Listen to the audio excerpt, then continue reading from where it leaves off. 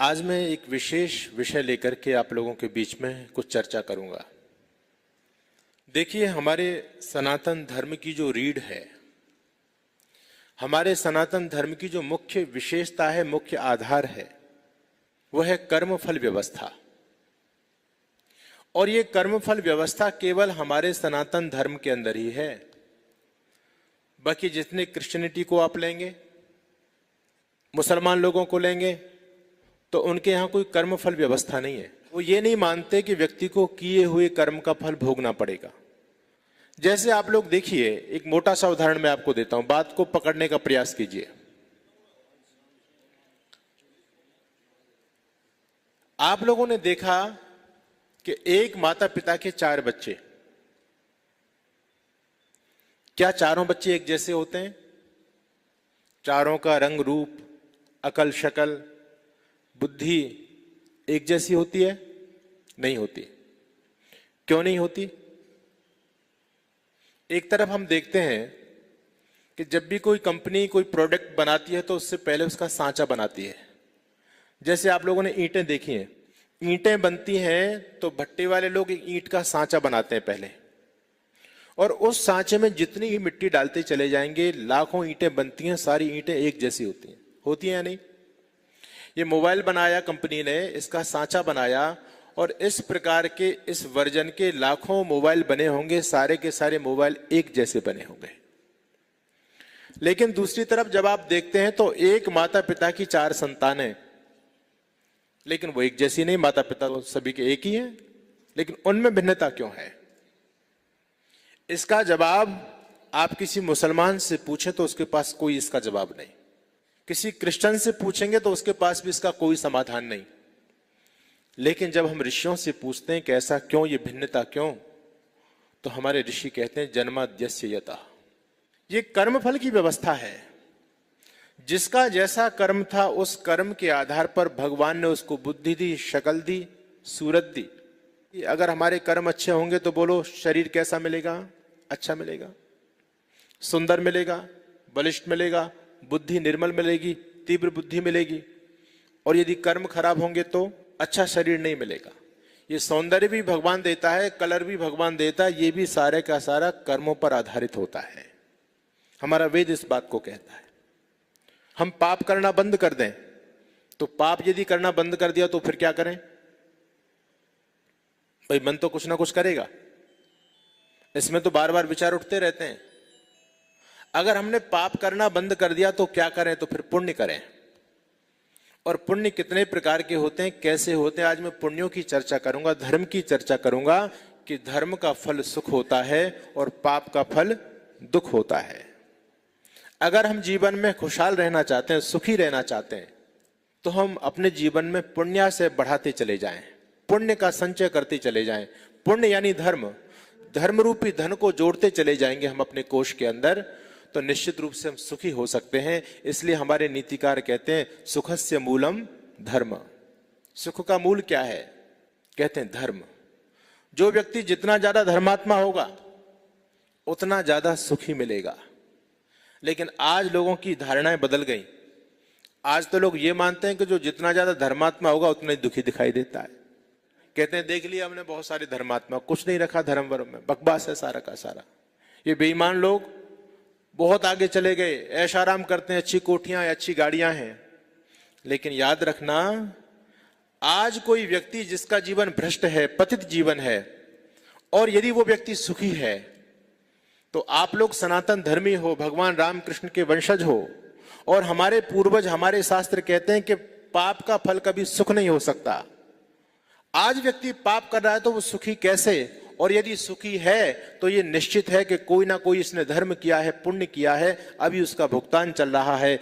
जिस दिन इसका वो पुण्य समाप्त हो जाएगा और अब वर्तमान समय में जो पाप कर रहा है इसका भुगतान शुरू होगा, तो निश्चित रूप से सुखी नहीं रह सकता, ये बहुत ज्यादा दुखी हो जाएगा। हो सकता है कि धर्मात्मा व्यक्ति के पास में आज भौतिक संसाधन कम हो या ना हो, तो हम लोग समझते हैं कि धर्मात्मा बनने में कोई लाभ नहीं, बेकार का काम है सारा का सारा। साधनों से व्यक्ति सुखी नहीं होता, बल्कि साधना से सुखी होता है। हमने इस दुनिया में बहुत सारे ऐसे लोग देखे और वो उस व्यक्ति से भी मैं मिला अपने जीवन में। आज जो एशिया का सबसे बड़ा माना हुआ रईस माना जाता है अंबानी, मुंबई के अंदर आप जब फ्लैट देखेंगे तो 43 मंजिल का फ्लैट है, उनकी कोठी है, छत पर ही उनके जो है ना विमान उतरते हैं, वहीं से उड़ान भर जाते हैं। करोड़ों करोड़ों की सैकड़ों गाड़ियां हैं, लेकिन वो व्यक्ति भी सुखी नहीं मिला। सुख कहां है? सामान्य व्यक्ति ये समझता है कि भौतिक संसाधन यदि मैं जुटा लूं तो सुखी हो जाऊं। तुलसीदास जी ने बहुत अच्छी बात लिखी। हम सामान्य व्यक्तियों के मनोदशा को देख करके तुलसीदास कहते हैं, धनहीन कहे धनवान सुखी, धनवान कहे सुख राजा को भारी, और राजा कहे चक्रवर्ती सुखी, चक्रवर्ती कहे सुख इंद्र को भारी। क्योंकि इंद्र उससे भी बड़े हैं, वो ज्यादा सुखी होंगे। इंद्र कहे हैं ब्रह्मा सुखी, और ब्रह्मा कहे सुख विष्णु को भारी, और तुलसीदास विचार करे प्रभु भक्ति बिना सब लोग दुखारी। तुलसीदास कहते हैं कि इन साधनों में सुख नहीं है, साधना में सुख है। और साधना किसकी? धर्म की साधना। तो आज मैं आपके बीच में यह बताना चाहूंगा कि हमको जीवन कैसे जीना चाहिए। अथर्ववेद के अंदर एक बहुत सुंदर मंत्र है, और मंत्र कर्मफल व्यवस्था से जुड़ा हुआ है। मंत्र है, न किल विषमत्र नाधारो अस्ति, न यन मित्रैः सममान एति, अनूनम पात्रम निहितम नमेतत् पक्तारम पक्वः पुनराविशति। ये हमारे सनातन धर्म का आधारभूत मंत्र है, और ये मंत्र बहुत सरल सा मंत्र है, बहुत प्यारा उपदेश करता है। मंत्र कहता है कर्मफल व्यवस्था के विषय में, कहता है न यत्र किल विषमत्र न धारो अस्ति।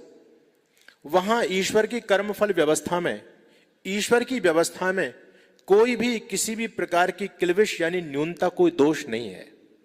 परमात्मा ने जो संसार में व्यवस्थाएं बनाई हैं, इन व्यवस्थाओं में किसी भी प्रकार की कोई त्रुटि नहीं है, कोई कमी नहीं है। और आगे कहा न किल विषमत्र न धारो अस्ति, वहां किसी प्रकार का कोई आधार यानी कोई सिफारिश नहीं चलती। दुनिया में तो सिफारिश चलती है, आपको किसी बड़े व्यक्ति से काम कराना है तो आप सिफारिश लेकर के पहुंचते हैं, लेकिन वेद कहता है कि वहां भगवान के दरबार में कोई सिफारिश भी नहीं चलती। न किल विषमत्र न धारो अस्ति, न यन मित्रैः सममानमेति, वहां मित्रों के साथ भी नहीं पहुंचा जा सकता। संसार में तो ये सब कुछ चलता है, कहीं जाना है, कहीं काम कराना है तो मित्र लोगों को एकत्रित करते हैं, भैया आज सांसद के पास मिलने चलना है, सब लोग इकट्ठे हो जाते हैं, परिवार के लोग इकट्ठे हो जाते हैं। अगर कोई मुसीबत आ जाती है तो परिवार के लोग एकत्रित हो जाते हैं, मदद करते हैं। लेकिन वेद कहता है कि वहां ये परिवार के लोग भी नहीं आपका साथ दे पाएंगे। अनूनम पात्रम निहितम नमेतत् पक्तारम पक्व पुनराविशति। आपका जो पात्र है, आपने जो कुछ भी किया है, वो सारा का सारा निहित है, यानी निश्चित है, सुरक्षित है। उस भगवान का आपके प्रति जजमेंट सुरक्षित है। जैसे आज भी न्यायाधीश लोग फैसले को सुरक्षित करते हैं या नहीं करते? सुनवाई होती है और सुनवाई के बाद फैसला सुरक्षित कर लिया जाता है। उसी प्रकार से वेद कहता है कि वहां सब कुछ अनूनम पात्रम निहितम न एतत्, आपने जो कुछ भी किया है वो सारा का सारा परमात्मा के पास सुरक्षित रखा हुआ है। फैसला सुरक्षित है, जब अवसर मिलेगा तो फैसला सुनाया जाएगा। आपने जो कुछ किया है सब कुछ उसके संज्ञान में है। और अगली बात बहुत अच्छी कही, वेद भगवान कहते हैं पक्तारम पक्व पुनराविशति। पक्तारम कहते हैं पकाने वाले को, और पक्व कहते हैं जिसको हम पका रहे हैं। पकाने वाला जो पकाता है वो परमात्मा उसी को उसी का पकाया हुआ परोस देता है। यानी हमने जो कुछ भी किया है, ईश्वर उसमें अपनी तरफ से कुछ नहीं करता, हमारा किया हुआ कर्म ही हमको फल के रूप में भगवान वापस लौटा देते हैं। तो वेद के मंत्र को समझिए, सिफारिश कुछ भी नहीं है, और वहां कोई मित्र, कोई गुरु, कोई आचार्य या कोई संबंधी वहां सिफारिश लेकर के नहीं जा सकता। सिफारिश वहां चलती है जहां कोई कमी होती है, जहां कुछ अभाव होता है, चाहे अभाव धन का हो, चाहे ताकत का हो, चाहे ज्ञान का हो। ये तीन प्रकार के दुनिया में अभाव होते हैं, एक धन का अभाव, एक शक्ति का अभाव और एक ज्ञान का अभाव। और कोई भी व्यक्ति जब रिश्वत लेता है ना, इन तीनों अभावों के कारण ही लेता है। वो समझता है कि आज मैं सरकारी पोस्ट पर हूं, सरकारी पद पर हूं, कल को यदि मेरा रिटायरमेंट हो जाएगा तो इतनी सैलरी नहीं मिलेगी, पैसा कम पड़ सकता है, इसलिए क्या करता है, मोटी रकम लेता है, दुनिया के जज बिक जाते हैं, फैसला देने से पहले रकम उनके पास में पहुंच जाती है तो फैसले को पलट देते हैं। धन का अभाव होता है। दूसरा अभाव शक्ति का अभाव होता है। व्यक्ति अच्छे पद पर तो है, लेकिन एक शक्तिशाली व्यक्ति ने फोन किया कि मेरा ये काम होना है, तो जज भी घबरा जाता है, बोले भाई शक्ति संपन्न कुछ गड़बड़ कर देगा, इसलिए वहां पर भी न्याय नहीं होता, वो भी बिक जाते हैं। लेकिन ईश्वर के यहां कुछ नहीं है, किसी की कोई सिफारिश नहीं है। झूठ बोलते हैं वो लोग जो दुनिया के लोगों को बहकाते हैं कि तुम हमारे दरबार में आकर के हमसे मंत्र ले लो, हमसे दीक्षा ले लो, हम तुम्हारे पाप कर्मों के फल को पलट देंगे, पाप को पुण्य के रूप में परिवर्तित कर देंगे। ऐसा वैदिक सिद्धांत नहीं मानता, हमारे ऋषि लोग ऐसा नहीं मानते। वो समाज को वैसे बहका रहे हैं अपना उल्लू सीधा करने के लिए। वेद ने तो स्पष्ट कह दिया, आपने जो कुछ किया उसका फल भोगना पड़ेगा, आप बच नहीं सकते। और क्या कहा, पक्तारम पक्व पुनराविशाति, आपने जो पकाया है वही आपको खाने के लिए मिलेगा। इसलिए अच्छा पकाएंगे तो अच्छा मिलेगा, और यदि कच्चा पकाओगे तो कच्चा मिलेगा, जैसा पकाओगे वैसा मिलेगा। एक माँ थी, बुढ़िया माँ, और वो बुढ़िया माँ शहर में गई एक सेठ जी की दुकान पर। उसने कहा लाला जी से कि लाला जी 1 किलो चीनी दे दो। लाला जी ने 1 किलो चीनी तोल के दे दी। लाला जी को लगा कि ये माँ गांव की लगती है। लाला जी दुकानदार थे तो उनको पता था कि गांव में घी शुद्ध मिलता है। लाला जी ने कहा कि माँ, क्या तुम्हारे गांव में घी मिल जाएगा? माँ ने कहा बेटा घी तो जितना चाहिए उतना मिल जाएगा, मेरे खुद घर में घी होता है, तुझे कितना चाहिए बता। सेठ जी बोले कि माँ मुझे 5 किलो घी चाहिए। माँ ने कहा ठीक है चल मेरे साथ, घी तो तुझे लेके आना पड़ेगा, घी तो मैं दे दूंगी। बोले भाव क्या मिलेगा? उस बुढ़िया ने कहा पुराने जमाने की बात थी कि 100 रुपया किलो मिलेगा। बोले ठीक है। उसने कहा माले 500 रुपये पकड़, और मैं अपना नौकर तेरे साथ भेज रहा हूं, तू 5 किलो घी मेरे नौकर को तोल देना और रुपया मेरे से अभी ले जा। वो बुढ़िया उस सेठ जी से 500 रुपये लेकर के वापस अपने घर आ गई। अब वो नौकर भी सेठ जी का उसके साथ में आया। अब घी देना था, पात्र तो सेठ जी का नौकर लेके आया, लेकिन बाट नहीं था, तराजू भी था। अब बुढ़िया माँ पूरे घर में डोले बाट देखती हुई, लेकिन उसको कोई बाट नहीं मिले तोलने के लिए। अब 5 किलो तोलना था उसको, तो उसने सोचा अब कैसे सोचे, अब कैसे तोले। तो उसके मन में विचार आया, अरे तू तो वैसी पागल हो रही है, अभी तू चीनी लेके आई, 1 किलो चीनी है ये, इसी से 5 बार तोल देती हूँ 1-1 किलो करके, क्या दिक्कत है। उसने उस चीनी से 5 बार करके 1-1 किलो घी तोल दिया, और सेठ जी का जो नौकर आया था उसको दे दिया और 500 रुपये ले लिए। अब सेठ जी का नौकर जब पहुंचा घी लेकर के सेठ जी की दुकान में, तो सेठ जी तो अपनी तरह ही समझते थे सबको। सेठ जी ने वो जो है घी आया था वो अपने तराजू पे रख दिया, और जब तराजू पे रखा तो 4.5 किलो घी था। पैसे कितने घी के दिए थे? 5 किलो के 500 रुपये दिए थे, और घी था 4.5 किलो, यानी 1 किलो में 100 ग्राम कम होते होते 5 किलो में 500 ग्राम कम हो गया। अब जब सेठ जी ने देखा रहे ये तो बुढ़िया ठग ले गए मुझे, मैं तो गांव के लोगों को भोला भाला समझता था, ईमानदार समझता था, लेकिन मुझे तो आज पता चला कि गांव के लोग भी बड़े बेईमान होते हैं।